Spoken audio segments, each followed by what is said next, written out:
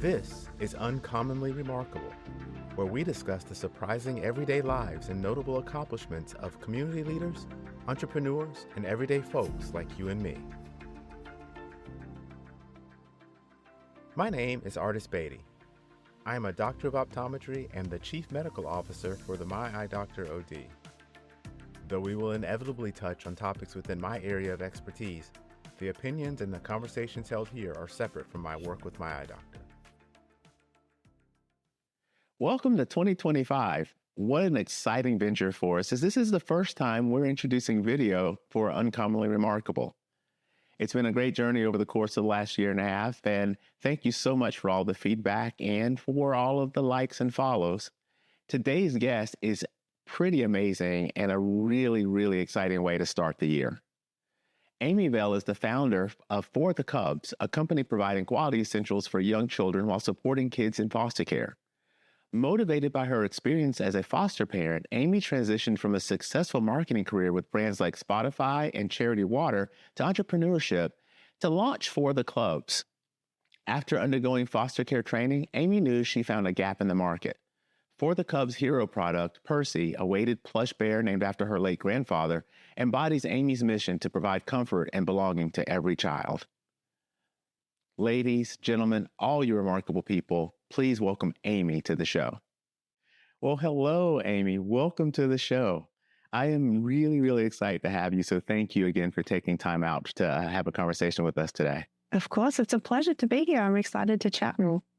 You know, it has been a journey for me starting this podcasting, being able to have conversations with some pretty remarkable people. But after reading more about your story and learning about your passion, I just can't believe some of the things that you've been involved in and your journey to where you are today.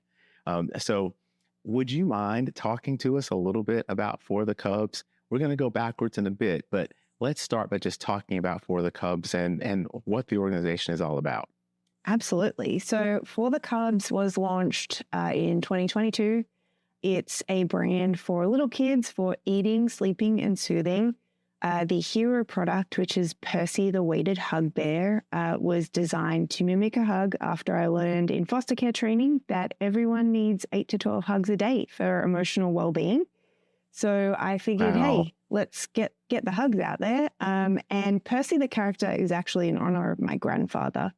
And so it's really lovely to be able to send his memory out into the world because he meant a lot to me as a child. And so being able to know that his spirit is really sort of helping folks feel more comfort and calm as well when they get that 8 to 12 hugs a day from Percy is really powerful. And the other piece is that every order that you place with For the Cubs supports a kiddo in foster care via our nonprofit partner, One Simple Wish. That is amazing. That is amazing.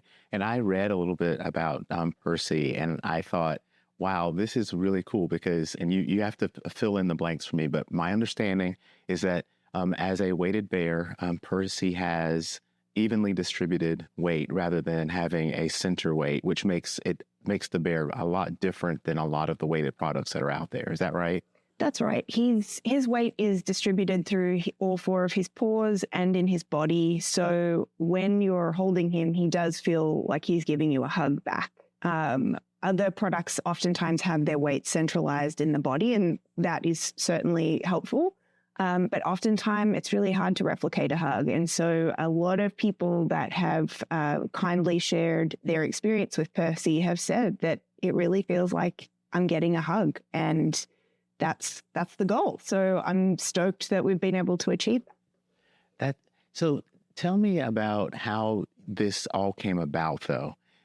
So it feels like Percy as a personification maybe of your grandfather, and but the passion is really around the children and foster care. So can you tell me a little bit about what drew you to the foster children?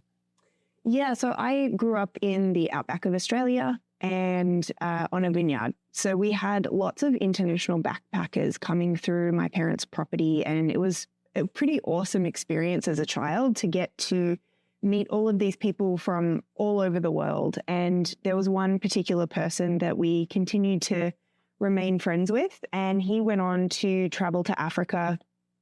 He was a marine biologist, and he spent a lot of time there and ended up adopting a child from Africa and took them back to the UK, where he was originally from. And that sort of journey of observing his choices and the way he chose to live his life really left an impression on me, much greater than I actually even anticipated it did at the time. But it really sort of left me with the understanding of what adoption can offer a child, even though adoption is absolutely grounded in loss and grief and starts in that place. The opportunity that can be afforded on the other side of that is also very important to acknowledge as well. And so that always sort of was important to me because I grew up in such a rural area where opportunities were really small. There weren't a lot of choices back then of what you could grow up to be. And so I think that was sort of the connective tissue, if you will, of sort of why I saw opportunity as such an important piece to what my life was going to look like. And so that was something that when I moved to New York to pursue a career there, I had always wanted to move to New York. Everyone asked me, why New York? It was because when I was a kid, I was growing up watching Seinfeld and Friends and all of these shows that were based in New York City. Absolutely. And it just looked great. So I thought, why not? I should go there too. So my career was really my priority, as was my husband's, who I met shortly after landing in New York. We were both very career oriented. And for me, I couldn't see how kids would fit into our lives. And that sort of felt like a really hard math problem to solve of like, how do you sort of split yourself if you're very passionate about your career? And I hadn't always felt the need to have biological children. So I was sort of left with maybe my career is my thing. And eventually we moved to Austin, Texas, and the pace is just a little slower and the demands are a little lower. And slowly sort of we started to see that there was room for a child, not without support and resources, don't get me wrong, but I think that it sort of became more available to me to be able to do that. And so when I was sort of talking to my husband about like, what does this look like? We landed on, we're not going to have biological children. And a lot of families go through that trial of wanting to have biological children and then deferring to having to adopt from wherever, whether it be private or through the system. But that wasn't something that we addressed. I was just thinking, oftentimes people would ask me if like, oh, why didn't you want to have your own children? And it was just because I didn't. Yeah. It's sort of one of those things that a lot of people grow up with, this expectation that you want to have your own children.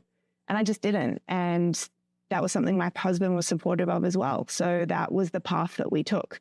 And when we took the orientation, just to learn more about like the very sort of most high level information as it related to the foster care system and becoming foster parents, it just struck a chord with us. I can't explain what it was, but we just looked at each other and were like, this is it.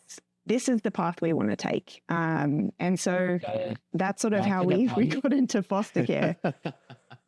Well, and it's a very interesting story, considering you're right. When people normally, or the stories you typically hear are parents who, for whatever reason, are unable to have children, and they make the decision to adopt. And so it is different to think about making the conscious decision that biological children is not really what drives me, but there is this need that needs to be filled, and making that decision with your husband. And it wasn't just one foster child, or hasn't been just one foster child though, right? Like there've been a play. Yes. Our current placement is our 10th child that has been in our home. We take one child at a time. Okay. We don't take sibling sets because the way that we sort of organize that in our mind is we don't know how much a child is going to need from us, and we still have very active careers that we're still very much committed to. And so with one child, we're able to understand what they need, get the resources around them, pour into everything that they need for the time that they're with us. Whereas if it's with more children, that's something where we just don't want to underserve them. Sure. So, yeah. That's, I mean, when you think about it in those terms, I think that's part of maybe what's driven some of the products or the way you've built for the Cubs, right? Because Percy is there, but there are other products there that are designed for being able to help children develop and parents with those children, right? Like what other types of things did you think were ideal to make your own version of so that people could have access to something that was going to be useful for their children?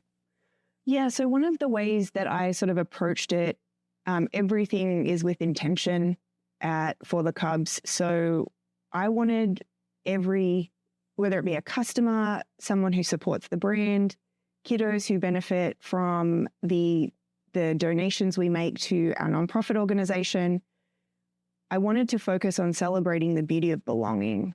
That is something that every human looks for in life.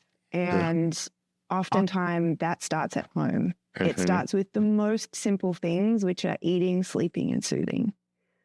So it's feeling safe in your home. It's having food to eat and learning that food is safe. It's getting good rest. And parents are biological parents are often given their baby and then said, good luck. And so for me, I wanted to be able to sort of create these very simple categories that parents know they absolutely have to, their child has to sleep, their child needs to be calm, and their child needs to eat. And so focusing on those areas really sort of ladders up to that idea of celebrating the beauty of belonging, because it starts in the childhood home and hopefully is nurtured as we grow. And it looks like things are extremely intentional. As an example, they're really they're nice earth tones, things that are in the pastel color palette.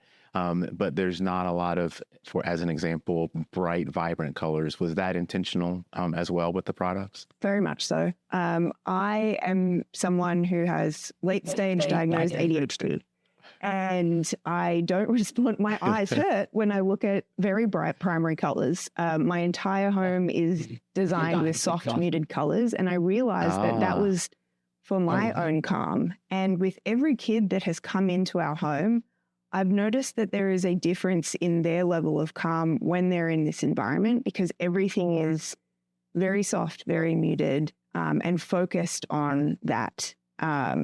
And I understand that not every home is like that, and that's totally fine. But oftentimes, kiddos need that sort of decompression of home. There's lots of places where primary colors are used, and, it's totally fine if you prefer those things. That's awesome. Yeah. But if you personally respond well as a parent to those colors, and that gives you some peace and some calm, one of the things that I've learned through foster care is co-regulation with the child is absolutely critical for them staying regulated. So if your child is losing it and having a really tough time with something, if you can't regulate with them, it's going to take them a lot longer to regulate back to center. I see. And it sounds really silly that just color choices could help with that, but I know firsthand that an environment and how you feel makes a really big difference. And for me, that was things that are soft, muted colors that are easy to look at. Well, that's actually right up my alley. As an optometrist, we talk a lot about vision and perception. And visual input is really important for developing children in particular. And so while children can see a variety of colors, to your point, they are also tied to the way we feel and the emotions that we have, and being able to relax and see color and use color as a way of being able to bridge and relax a child is actually a phenomenal thing. And so it's fantastic that you've really thought about it that way. I try. I try. Now, you talked a little bit about your career, and I have kind of looked at a few things about you just because I thought they were fascinating. Like you've worked in a nonprofit as chief marketing officer, but you've also been involved in other types of companies like Spotify. Can you talk a little bit about your career journey and what got you through those other things that you were doing to get to focus here on working with for the Cubs? Yeah, I think my career, I've spoken to people and they call it eclectic. Because oftentimes marketers will choose an industry and be amazing in that. And that affords them a really beautiful career in that given industry. I've bopped around to multitudes of industries, none of which have any relationship to each other. And a big reason I think that I've gravitated towards those different roles was because there was a problem to solve. It wasn't necessarily about the industry specifically. It was more about like, what am I going to be able to help this business accomplish and solve through marketing and communications? And so I think that was the thing I was always looking for. I love building things. I love a challenge. I love problem solving and critical thinking. Mm-hmm. And I'm not good in big organizations that are super slow and structured. Oh, yeah. And so I've always gravitated towards the roles that allow me to do all of those things in a way that affords speed and efficiency. So a lot of those decisions were really planted in, I didn't actually realize it until I took a look back, but truly it was really oriented around solving problems and something that was really interesting and meaty that I could dig into. Well, and sometimes you run into some parallels, maybe that you don't realize at the time, but kind of looking back, you can see some of those things. And as I was looking at some of the companies that you'd worked with, the Charity Water seems to be an organization that they were devoted to helping or finding a need and then solving for that need, not just short term, but maybe longer term. I feel like there's some parallels between that and where you are now with For the Cubs, not in the same capacity, but some of the thoughts and missions between the two. Absolutely. I think the work that Charity Water did and does is something that is so big and so ambitious. It really made me uncomfortable because it was a big problem to solve. And I learned that I like being uncomfortable. And there's nothing like starting your own business to be super uncomfortable every single day of the week. So I think that idea of like, there's a problem to solve, but it also affects millions of people that I'll never meet. Oh, yeah. That was something that felt so big and important and something that I at least wanted to contribute what I could in the time that I was in that organization. And it's a truly wonderful organization and I learned a lot there. And I think it's also allowed me to sort of put a different lens on how to approach giving back, because the challenges that often nonprofits face, there's a lot of rules, there's a lot of expectations and requirements that they have to abide by that just put a lot of constraint around it. Now, Charity Water did a beautiful job of challenging a lot of those, but there are still just very concrete rules of the road that oftentimes nonprofits are forced to follow. And so for me, I wanted to be able to focus on a for-profit business, but figure out a way to be able to give back that felt material and meaningful to the customers so that they could see where their impact was, not that we just cut a check, which don't get me wrong, it's beautiful for organizations, cut a check for nonprofits. We love that. But being able to show customers, these are the children you directly impacted. This is the thing that they were wishing for while they are going through the hardest chapter of their journey so far. And you did that. That was the story I wanted to be able to sort of connect for a customer, because being able to say, oh yeah, like my purchase gave back to a kiddo in foster care is nice. Being able to say, I gave back to Molly and it helped her buy a bed. Yeah. That's different. That's powerful. That's powerful because it really is like almost everything else, right? Like you assume that what you did resulted in something good, but you're never exactly sure what good thing it resulted from it. And so by tying it back and being able to know this is what happened, it's powerful for both the donor, the person writing the check, but it's also powerful because you actually get the life that you actually touched, and that part is amazing. Exactly. Now, with One Simple Wish, did you found that simultaneously with For the Cubs, or was there time in between? I was aware of that organization for some time. I loved their mission and what they were trying to do for kiddos in foster care. There's a lot of amazing organizations supporting foster care in general. The thing that I guess I loved about One Simple Wish was you can send a message to the kiddo that you're helping. So their advocate is able to relay that back to them when they get their wish granted. You can see all of the tracking of when the wish has been granted, when it has been given to the child, if there is a message back from the child and their advocate. So there's a lot of tracking there, and it's focused on the idea that in a time when kiddos have their entire world turned upside down and they have almost no control over their circumstances, they get to wish really big. And they can think about something that give them hope.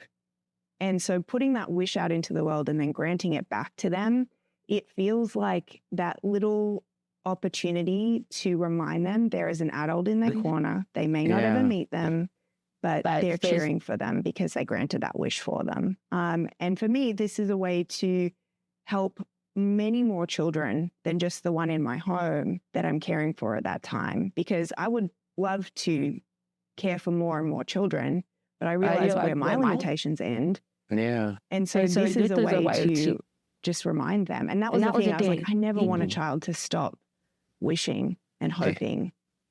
So this was a way to be able to facilitate that.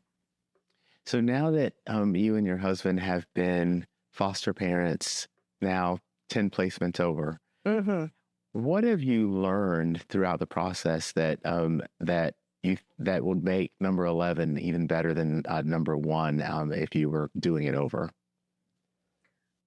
I would say there is no consistency whatsoever in foster care except inconsistency.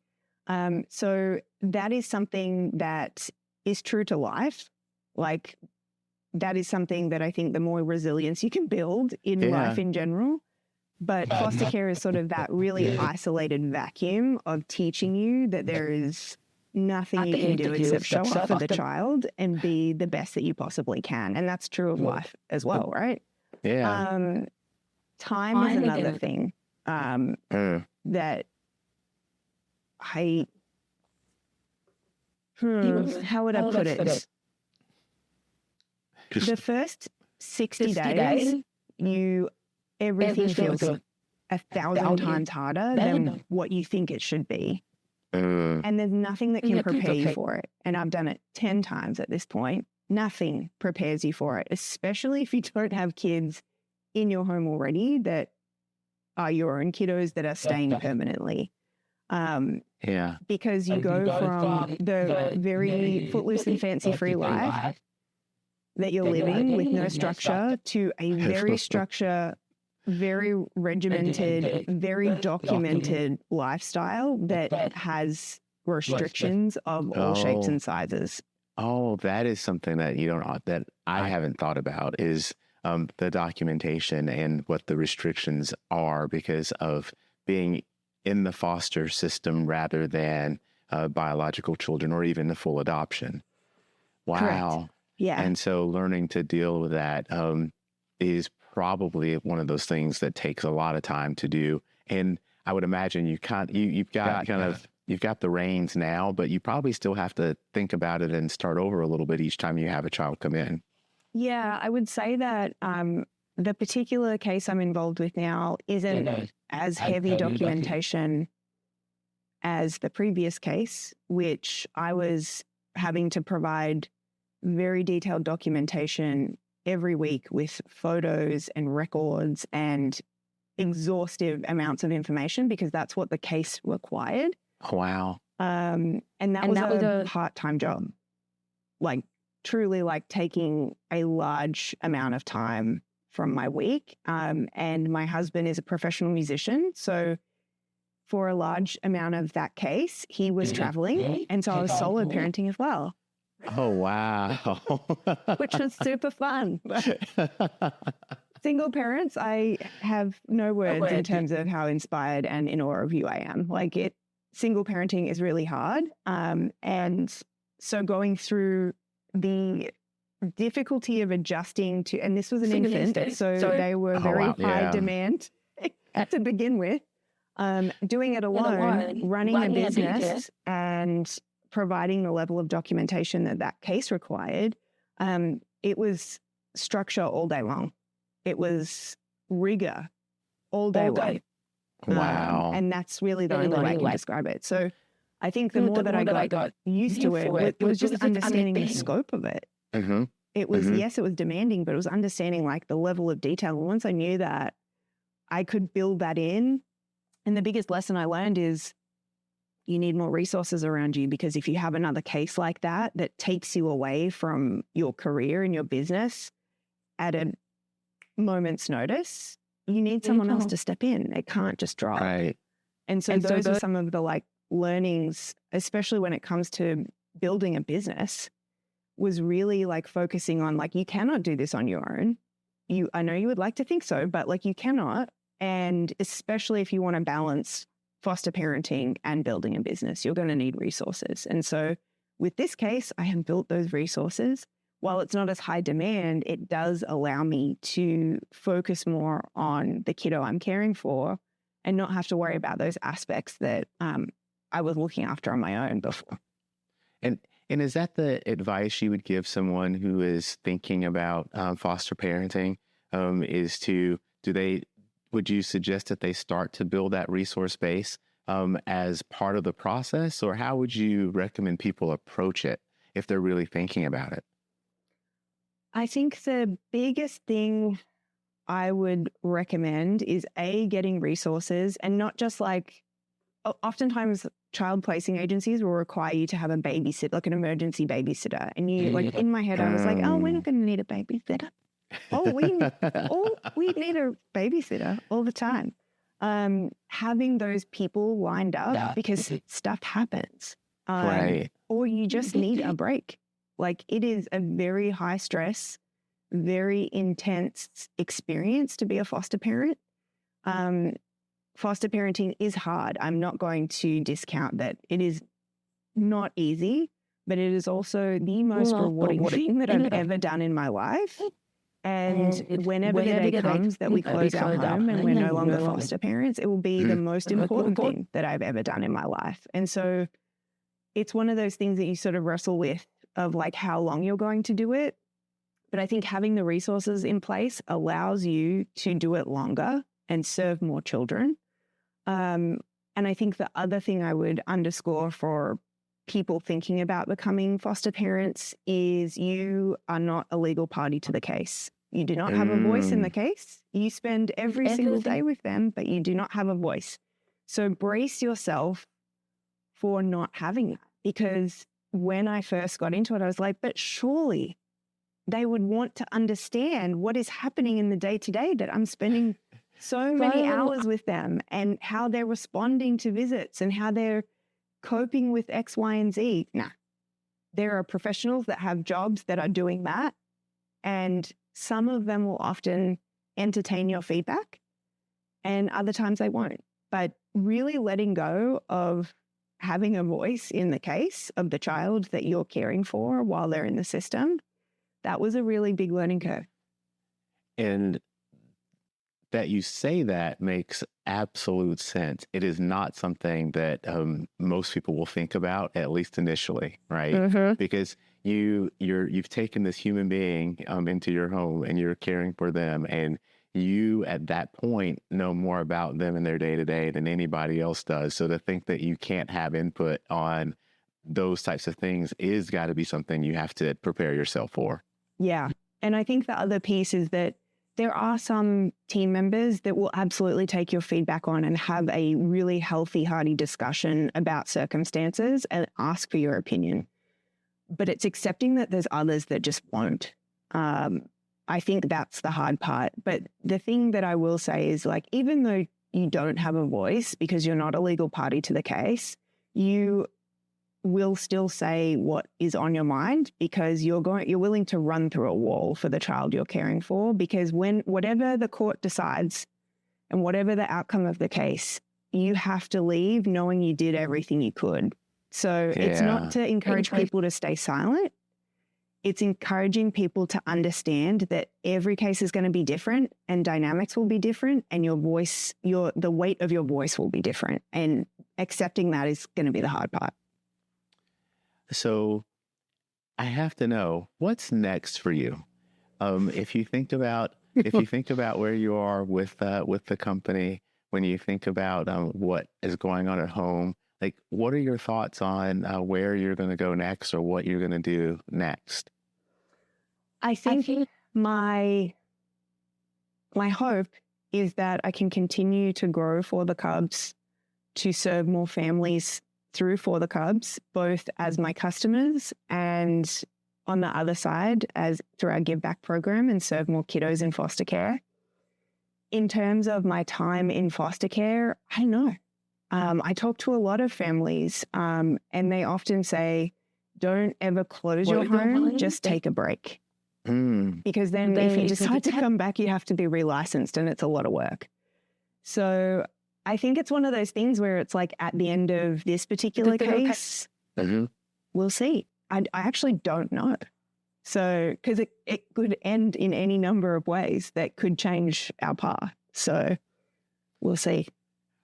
Well, I think it is amazing what you're doing, and I think bringing awareness to other people who may even be in the same boat, have maybe decided that biological children are not for them, but haven't decided on whether they want to foster children or think about adoption.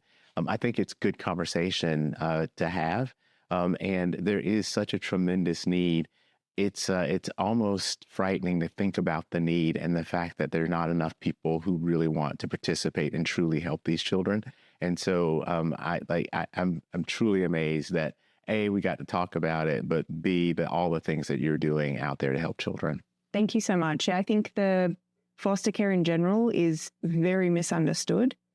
There's a lot of work if I use it as a marketing term, it needs a rebrand desperately because people just don't understand it in the way that when you're on the inside, you do.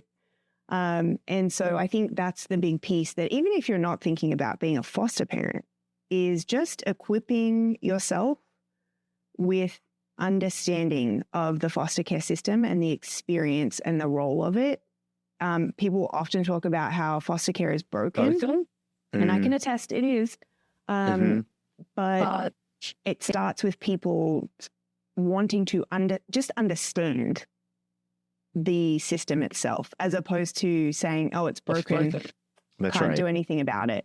So even if people just educate themselves on the system, the challenges, and tiny ways that they can help, it makes a big difference, because if you have biological children, guaranteed there are kiddos in your child's class that are experiencing foster care right now, and helping your child understand how to be there for that child is going to change their life. So that is a way that you can help kids in foster care without any commitment whatsoever of being in the system. So it's those types of things I would wish for people to be eager to learn more about. That's an amazing point, because not all of us can do all the things, but all of us can do some of the things, right? Yeah. And so being able to participate and be able to help, even if you're not going to be a foster parent, that is a fantastic point, and maybe one that's overlooked by any number of people.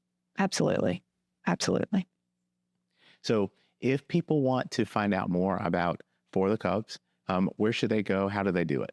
Yes, so you can find us at forthecubs.com. If you feel like shopping, sharing, all of those good things, we're on Instagram, Facebook, TikTok.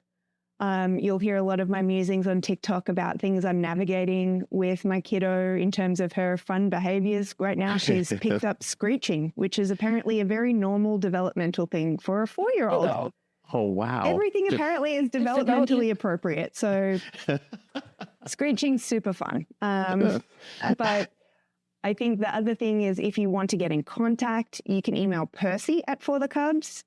And questions, comments, thoughts, feedback, anything. I love to hear it. It's my favorite. I'm always down to get in touch. Most awesome. I will make sure that we put that information into the description, and we'll put the links in there so people can click and make it easy for them. And I really, really appreciate you spending time with me. This is a big deal because you are the first of my interviews that we are keeping the video for. And so Cool. 2025 is a year of doing something new. And so for me, I've had quite a few audio podcasts. And so I am very excited to introduce video to go along with them. And so it'll be available on all platforms, but we'll start actually having video for YouTube too. So this is kind of exciting. And Awesome. and what a subject matter to start off the year. Awesome. I love it. But it's been fantastic to meet you, and I'm going to keep track of how things are going, and don't be surprised if I ping you to see how this placement number 10 is going and question whether or not there's a number 11 or not. Awesome. Please do. Please do. Thank you so much, baby. Cheers. Have a great evening. Bye.